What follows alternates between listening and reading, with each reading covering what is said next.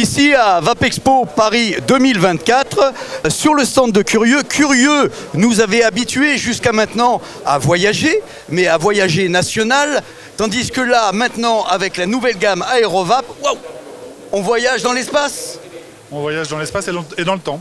En fait, c'est une nouvelle gamme un peu rétro-futuriste.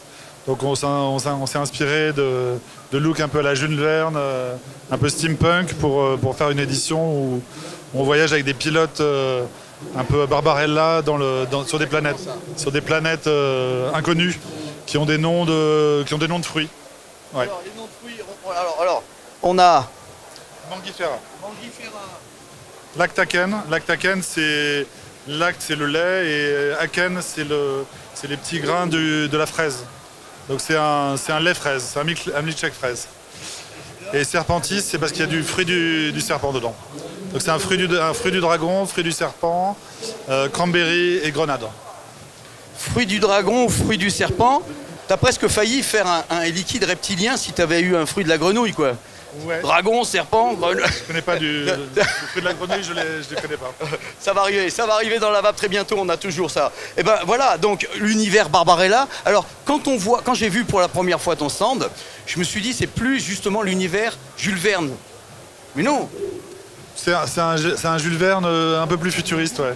Tu t'es dit j'en ai marre de voyager en France avec la gamme Hexagone, allez hop, je m'échappe de la Terre et je vais plus loin. Qu'est-ce qui te fait penser, tiens, si on faisait un truc un peu, on partait. Alors des trucs délire, on a l'habitude. Du baron Jean Hudbert de la Curiosière, qui est l'étude de toutes ces créatures qui ont une corne, qui ont existé, hein, évidemment. Alors autour de nous, on a des serpents à licorne, on a des oiseaux à licorne, on a des papillons à licorne. Hein, on a l'habitude. Alors, si, regarde, derrière nous, maison fondée en l'an 8 de l'ère Néphos. C'est n'importe quoi. C'est n'importe quoi. Non mais on aime bien changer, on aime bien rigoler, on aime bien changer.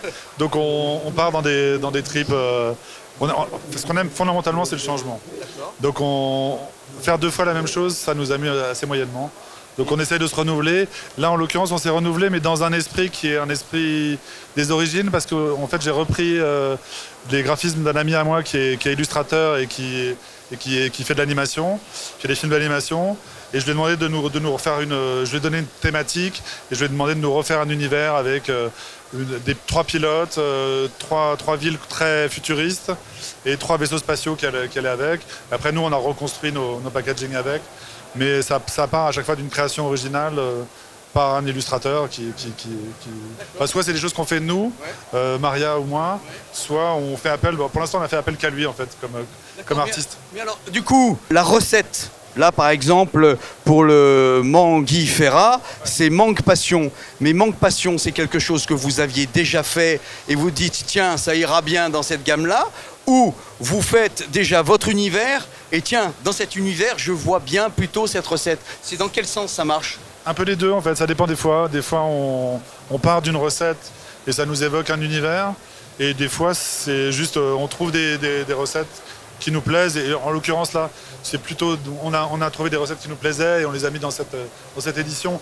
Il y a moins de liens que quand on fait un hexagone et qu'on met un bonbon à la violette à Toulouse ou une gaufre au caramel beurre salé à Lille, où il y a vraiment un sens à la recette qui va dans la ville. Là, je dois dire qu'on a un peu... C'est un fourre-tout, mais peu importe. Du moment que c'est créatif, on s'en fout un petit peu, en fait. Qu'importe le flacon, vu qu'on est l'ivresse. Exactement. Est-ce que cette gamme est appelée à s'élargir? J'en sais rien. Est-ce que Hexagone va encore s'élargir? Hexagone va s'élargir, c'est sûr. Un scoop de la ville? Une ville. Melun-Nord. Nantes peut-être, Nantes, Strasbourg. D'accord. On cherche dans des villes ou dans des endroits où on est déjà pas mal implanté, où on nous les réclame, Mais après, c'est très difficile de trouver des recettes. Nantes, je galère un peu à trouver une recette qui colle avec la ville. Oui, mais alors tiens, c'est une vraie question.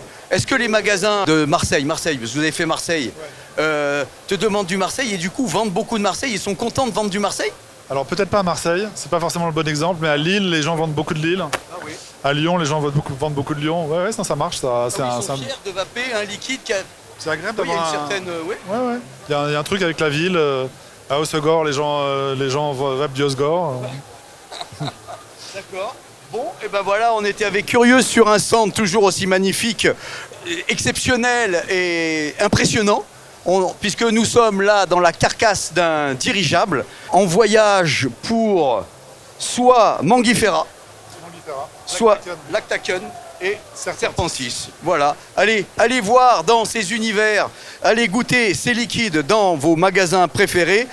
Vous les trouverez de façon certaine. Le graphisme toujours magnifique, le packaging, c'est du Curieux. On le voit tout de suite, on le remarque tout de suite. C'est du Curieux. Vous ne les raterez pas. Allez, merci Mathieu.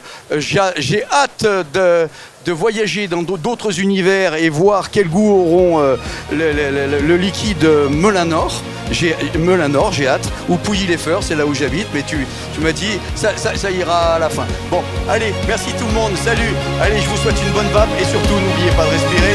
Salut tout le monde.